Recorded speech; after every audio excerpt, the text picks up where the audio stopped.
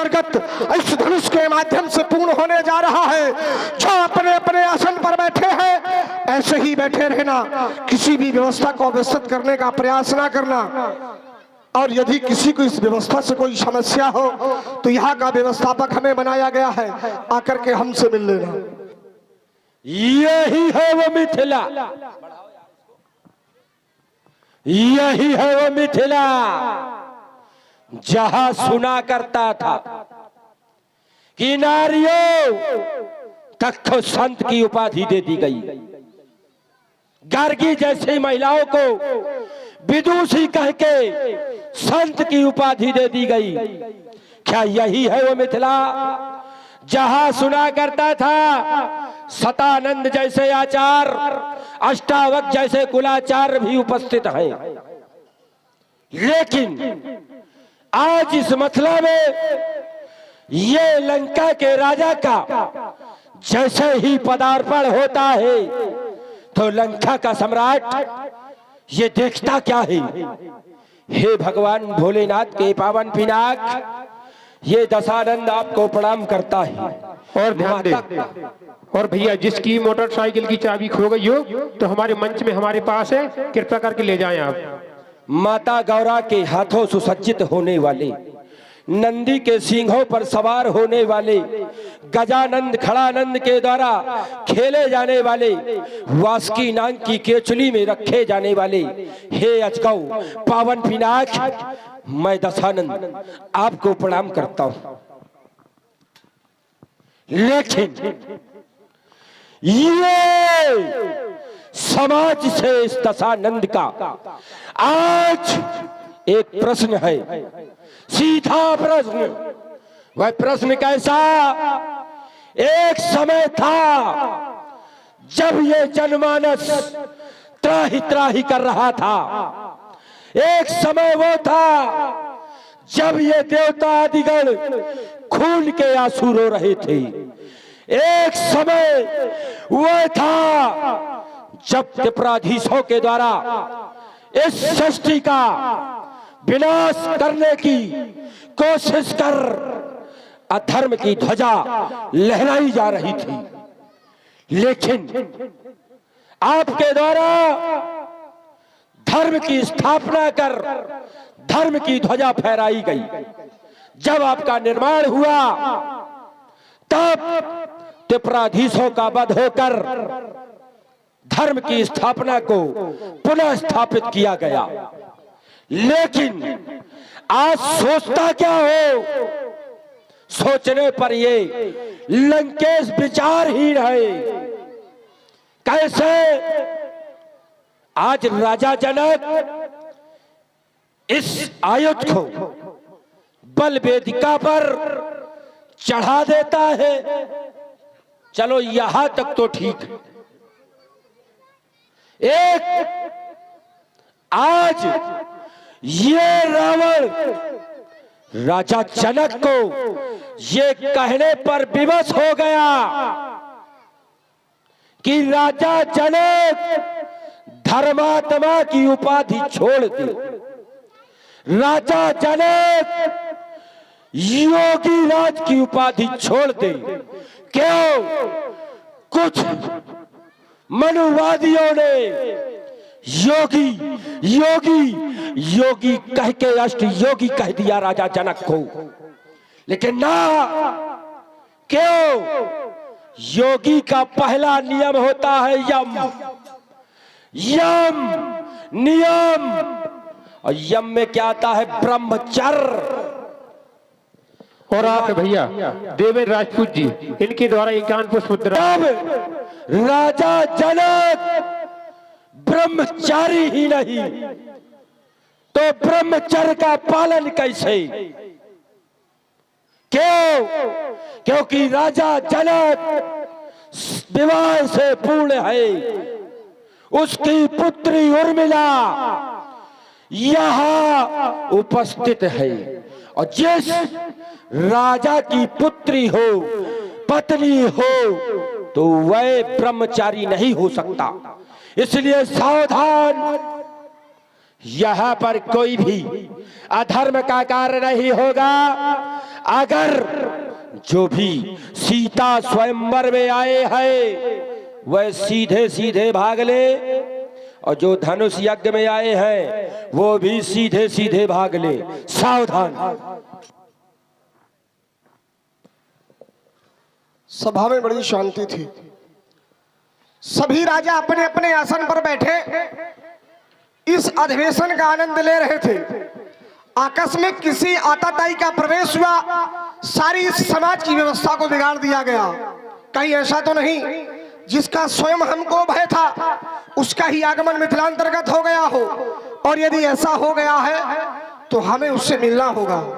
अहो, कंचन नगरी के सम्राट पौलस्त कुलभूषण, मैया कहकशी के दुलारे, अविश्वसरानंदन, विश्व के वैभवशाली सम्राट जय जय श्री शंकर भगवान की। ओह, बलि सुदवार सुतल्लोक के प्राण अपने 1000 हाथों से शंकर भगवान को वाद्य यंत्रों के माध्यम से प्रसन्न करने वाले बलि सुदवार, जय जय भोलेनाथ की। हमारी घोषणा को सुना? तुम्हारी घोषणा को भी सुना। कैसी लगी? और तुम्हारे द्वारा कहेगा यहां पर एक एक शब्द को भी बड़े ध्यान से सुनो। पहली बात तो तुम्हारे द्वारा कोई शब्द अच्छा निकलता ही नहीं है। बैर अकारण सब काहूस हो, ये तुम्हारा स्वभाव है। रावण का स्वभाव है मित्रता किसी से नहीं, शत्रुता सबसे है इसकी। दूसरी बात, तुम्हारे द्वारा एक बात कही गई जो हमको बहुत अच्छी लगी। तुमने कहा यहां पर अधर्म नहीं होगा। चलो, अधर्म करने वाला कम से कम धर्म के मार्ग पर तो चला। ये क्या कुछ कम है? ये कुछ कम है? जिसने जीवन भर अधर्म किया हो, जिसने विप्र, धेनु, संत इन सबको सताया हो, न ही हरि भगत यज्ञ तप ज्ञाना, न हरि की भक्ति हुई हो, न तप होने दिया हो, न ज्ञान की चर्चा होने दी हो। मख भोजन, दुज भोजन, मख होम सराधा, ब्राह्मणों को भोजन नहीं करने दिया, मख यज्ञ नहीं होने दिए, हवन नहीं होने दिए। और ध्यान दे, आप भैया पलक साहू, चाट भंडार, इनके द्वारा 21 पुष्पमुद्राएं दोनों कलाकारों के लिए बहुत बहुत धन्यवाद, बहुत बहुत साधुवाद। क्या जीवन में इससे बड़ा कोई अधर्म हो सकता है जो गायों को मारे, ब्राह्मणों को मारे, भक्ति ना होने दे, तप ना होने दे? अब वो आज मिथिला में आकर के कहे कि मैं अधर्म नहीं होने दूंगा, तो मैं तो जनक को साधुवाद देना चाहूंगा कि बिना प्रयास के तुमने रावण के मार्ग को तो सही कर दिया। जो रावण जीवन भर अधर्म पर चला है, जनक ने एक प्रयास किया, वो रावण धर्म पर चलने को तैयार हो गया। वो स्वयं स्वीकारने लगा कि मैं अधर्म नहीं होने दूंगा। अरे डूब के मर जाओ चुल्लू भर पानी में। कहां गई तुम्हारी वो संस्कृति, जिस संस्कृति को तुमने बनाया, जिस संस्कृति को तुमने समूचे विश्व में प्रसारित किया,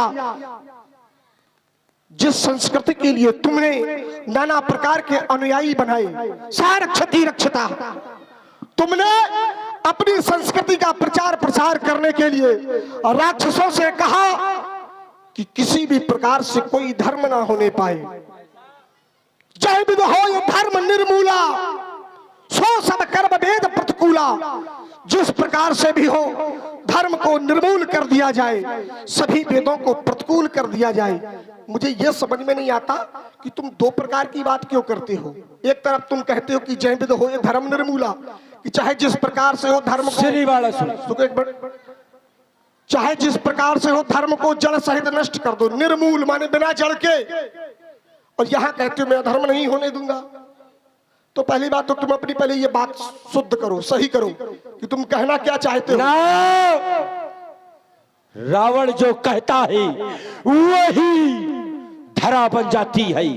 इसीलिए तो कहते हैं रण क्षेत्रों में वही लड़ेगा जिसका बड़ा कलेजा।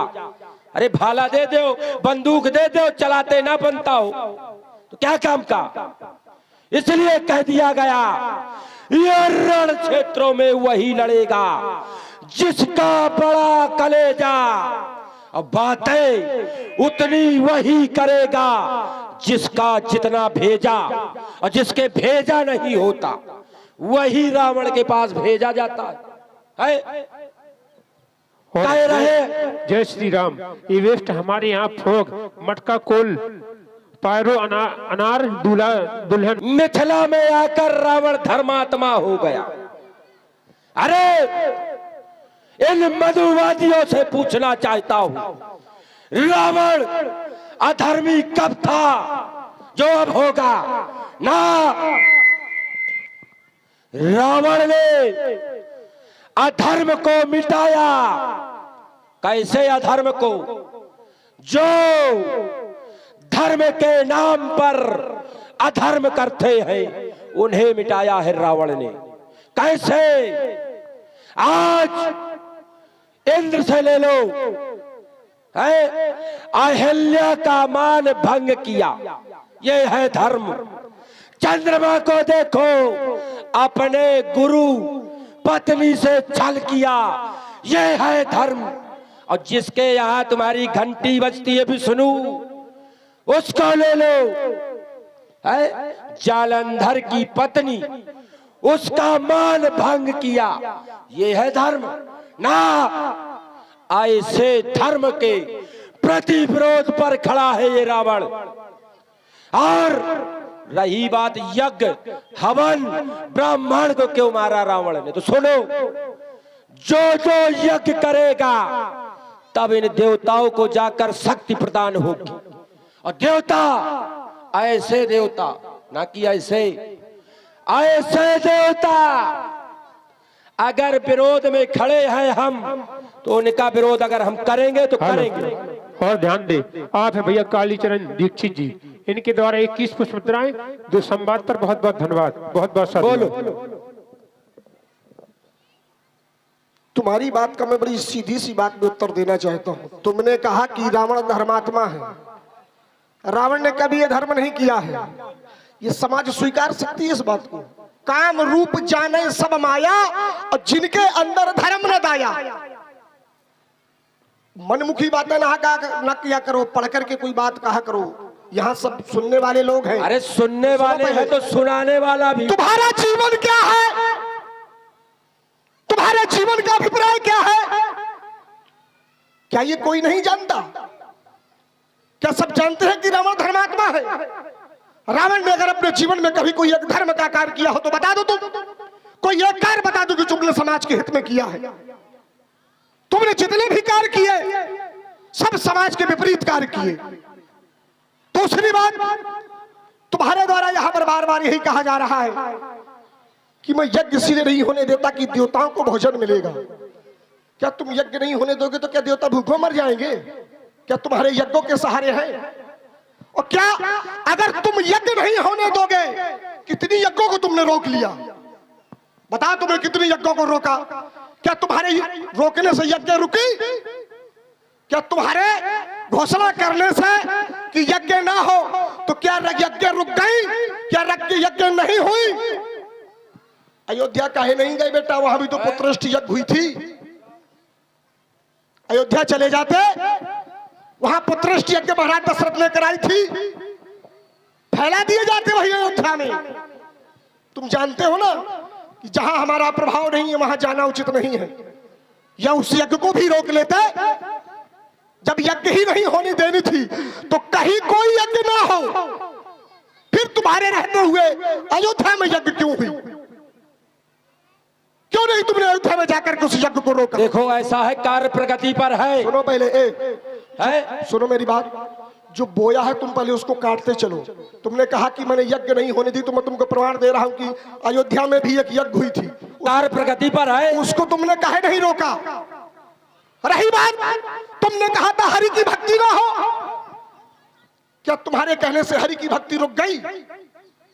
रुक गई तुम्हारे कहने से? तुमने अपने घर के व्यक्ति को नहीं रोका। विभीषण, नाम विभीषण जही जग जाना, विष्णु भगत विज्ञान निधाना। वो लंका में क्या करता है? लंका में क्या करता है? किसी से पूछ लो क्या करता है लंका में। वो भक्ति करता कि नहीं करता है? विभीषण, उसको काहे नहीं रोका?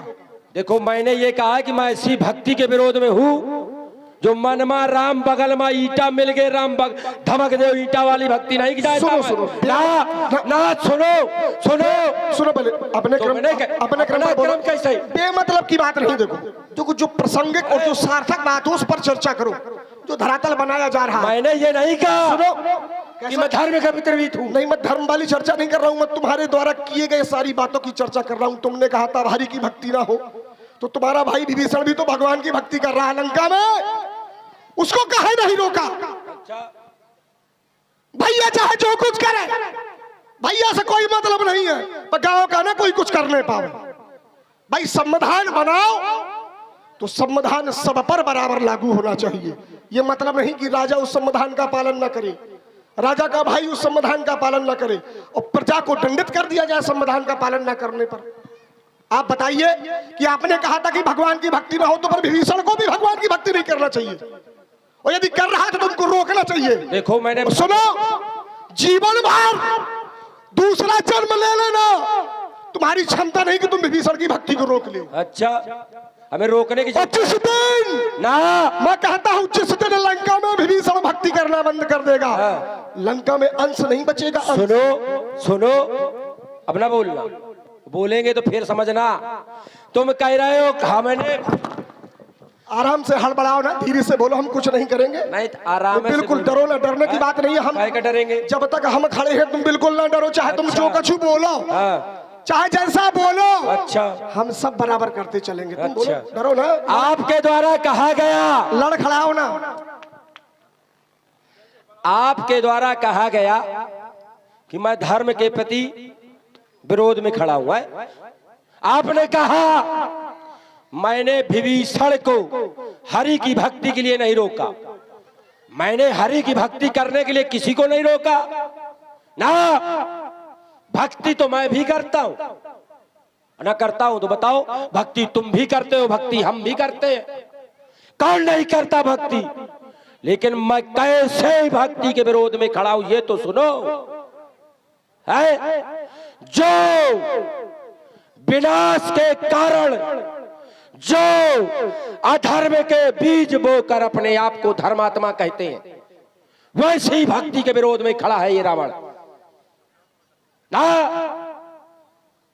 कह रहे हो हम ऐसे है, तुम्हारे यहां भी तो भक्ति की गई थी, है तुम्हारे यहां ऐसी भक्ति की गई कि अपने पिता का चाट डारो। प्रहलाद ने ऐसी भक्ति की, अपने पिता हिरण्याक्ष को मरवा दिया, हिरण्यकश्यप को मरवा दिया। तुम्हारे पिता ने ऐसी भक्ति की, अपने कुल गुरु शुक्राचार्य के आंखों को फोड़वा दिया। और ध्यान दे आप भैया, जिला अध्यक्ष शिवसेना मानेंद्र सिंह राजपूत, जिला सचिव शिवसेना सेना कल्लू सेठ जी, इनके द्वारा 101 पुष्पमुद्राएं हमारे मंच पे आसीन दोनों कलाकारों के लिए बहुत बहुत धन्यवाद। और आप है भैया देवी दीन विश्वकर्मा जी, इनके द्वारा 21 पुष्पमुद्राएं भक्ति की थी, आंखों को फोड़वा दिया कुलाचार्य, अपने कुल गुरु शुक्राचार्य की। देखो समय बहुत कम है क्योंकि लीला बहुत बड़ी है। अब जो तुमने कहा है उसका उत्तर यहीं पर ले लो, बात को समाप्त करो। तुमने कहा भाग रहे हो का? मैं भाग नहीं रहा हूं भाई। देखो और भी अभी कार्य है, ऐसा नहीं है। मैं तो कहता हूँ 4 घंटे कर लो, मुझे क्या दिक्कत है, बकाए लोगों को देखो। तुमने कहा तुम्हारे पिता ने अपने गुरु शुक्राचार्य की आंख फोड़ी, तुम्हारे पिता ने ऐसी भक्ति की। सुन ले अब तुम इस बात को अच्छे से, और उसका निराकरण भी सुन लो। मेरे पिता कौन थे आप लोग तो जानते होंगे। मेरे पिता का नाम क्या है? महाराज बलि, जो पाताल के राजा हैं, और बलि से बड़ा दानी उनके समय में कोई नहीं था। महाराज बलि का कार्य क्या था? दान करना। वो दान देते थे। एक बार स्वयं भगवान विष्णु को 52 अंगुल का रूप बनाकर के उनकी परीक्षा लेने के लिए आना पड़ा। परमात्मा को बड़ा विलक्षण रूप बना करके छल किया कि नहीं? सुनो पहले मेरी बात सुन लो, बाद में बोलो, बीच में लपा ना किया करो। कम से कम समाज को भी समझ में आती जाए। बेमतलब का बतखाव करते चले जाओगे तो किसी के पल्ले ना पड़ेगा तो क्या मतलब निकलेगा। हमारे पिता का कार्य था दान करना। वो अपने धर्म पर अडिग थे, टल नहीं रहे थे धर्म से। स्वयं भगवान विष्णु महाराज बलि हमारे पिता की परीक्षा लेने के लिए 52 अंगुल का रूप बना करके आए। उन्होंने 3 पैर भूमि मांगी। उन्होंने कहा कि मुझे 3 पैर भूमि चाहिए। हमारे जो कुल के आचार्य पुरोहित शुक्राचार्य जी थे, उन्होंने रोका पिताजी को कि ये ना करो, लेकिन जो धर्म है व्यक्ति का, क्या वो अपने धर्म को छोड़ सकता है? नहीं छोड़ सकता है। उन्होंने कहा नहीं, मेरा जो धर्म है दान करना, मैं दान करूंगा। शुक्राचार्य जी कमंडल में घुस गए। तो मूर्खता किसकी है, पिताजी की कि शुक्राचार्य जी की? अगर शिष्य धर्म का कार्य कर रहा है तो गुरु को नहीं रोकना चाहिए।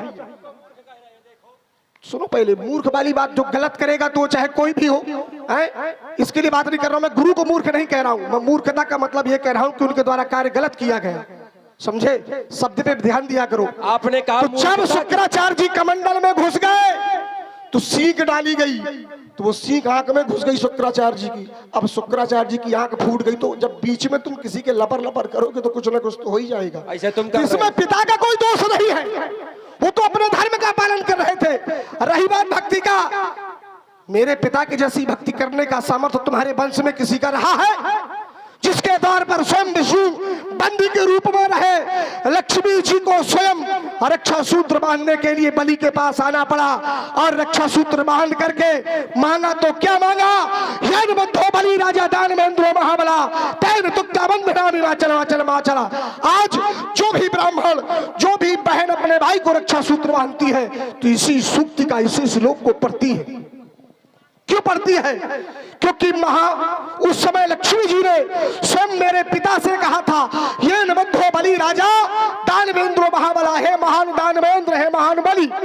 तुमने जिसको बांध करके रखा है, बंदी बना करके रखा है, तेन तुक्ता बंधनामि, रुक जाओ, तुम उसको बंधन से मुक्त कर दो। रुक जाओ। काहे रुक जाओ यार? ना अब सुन लियो, जो बोया है काट लियो। नहीं, हम नहीं, बोने वाला काम तुम्हारा है, हम तो काट रहे हैं तुम्हारा बोया हुआ। काट का रहे हो। दूसरी बात सुनो, बहुत हो गया।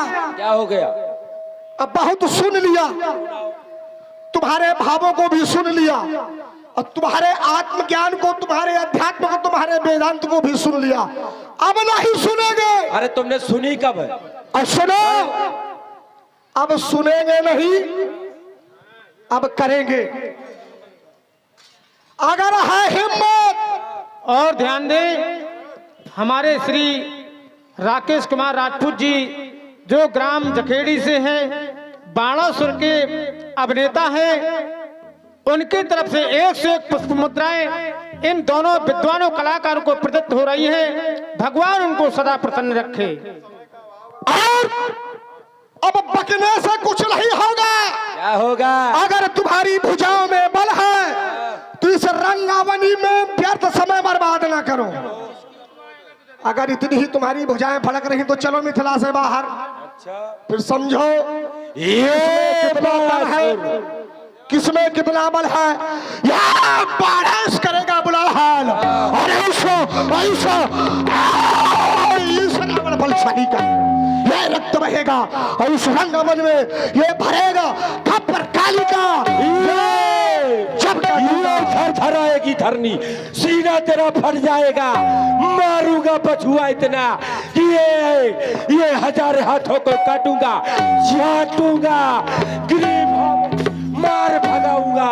इस मिथिला से भाग जा पछुआ, वरना ये आज नहीं धनुष कर्षण होगा, ये धनुष कर्षण होगा तो चम चमकेगी चंद्रहास, लड़ चंडी का नत्तर होगा, लाशों के लग जाएंगे ढेर। ऐ बलि पुतवार, आज नहीं धनुष कर्षण होगा।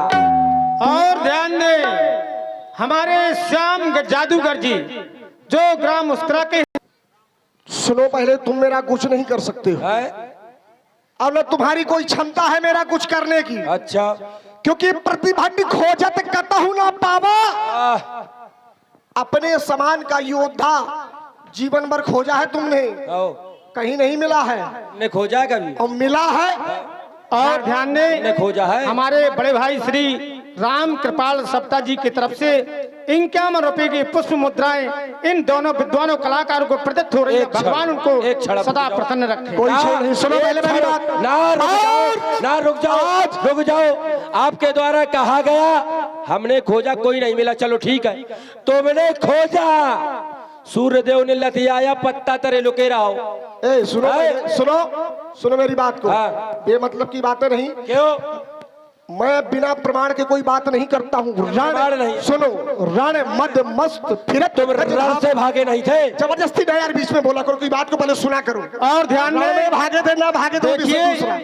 दोनों विद्वानों कलाकारों से निवेदन है कि कृपया समय का भी ध्यान दिया जाए, क्योंकि अभी परशुराम लक्ष्मण संवाद होना है। रण मद मत फिरत चहु धावा और प्रतिबट खोजत कतहु न पावा। और आज रावण बाण ये महाभट भारे, आज समान के दोनों योद्धा मिले हैं, लेकिन फिर भी मन की भावनाओं को समेटे हुए इस अपने मार्ग से आज फिर भी अलग हो रहे हो। इसीलिए कहता हूँ मैं रूप ज्वालसा ये प्रलय काल की ज्वाला हूँ, और जिससे ये तू जड़ से दहलते हैं मैं वही मस्त अमत वाला हूँ। यहाँ कार्यों का सब हरानियों का अस्तित्व मिटाने वाला हो, और अरमान तुम्हारे आज यही में सारे समस्त हर्षण। ये कितने आते कितने जाते, सुनो मेरी बात, ये कितने आते कितने जाते उनको मेरे राज घराने में, उनको और आने दो, तेरे उनको जैसे जाने दो। बेटा ये तेल लगाते जांघों में, और ज्यादा पड़ी है अपनी तो निकल मिथिला के बाहर। तुझको आज मजा दिखाऊंगा। देखो जय श्री राम। ई वेस्ट हमारे यहाँ फोग मटका कोल पाल। तो इस सुंदर सदन का क्या होगा? जो ये सुंदर सदन सजाया गया है, हम तुम ऐसे ही लड़ते झगड़ते रहेंगे तो फिर इसका क्या होगा? और हम तुम जो समय बर्बाद करेंगे तो फिर मधुर मिलन का क्या होगा? चलो, जिसके मिलन के लिए ये सब कुछ बनाया गया है, तो इसलिए समय को व्यर्थ बर्बाद ना करो, अच्छे अच्छे समय का सब लोग सदुपयोग करो। यदि सभी लोगों को आनंद आया हो तो एक बार सभी लोग तालियां बजा करके जय घोष कर देना। बोले श्री शंकर भगवान की जय हो। और ध्यान दें, हमारे सुभाष भैया राजपूत जी जो आर्गन हाँ, कैसे इस दायुध में लगी विजय 3 लोगों की, और आज वर्तमान में तीनों लोगों का विजेता स्वयं दशानंद रावण। इसलिए रावण को आना यहां पर विदित था। हे भगवान भोलेनाथ के पावन पिनाक, ये दशानंद तुम्हें अंतिम प्रणाम करता, लेकिन आपसे एक विनती करता, टूट सिया को ऐसे हाथों देना तुम जो मुझको तारे यहाँ तक की पहले कुल तारा फिर मुझे मारा, पहले कुल को तारने वाला हो फिर मुझे मारने वाला हो। लेकिन ये दशानंद आपके टूटने का बदला जीवन भर निभाएगा, उस तोड़ने वाले को ढिड़वन रुबाएगा, बन बन भटकाएगा। बोलो भगवान भोलेनाथ की।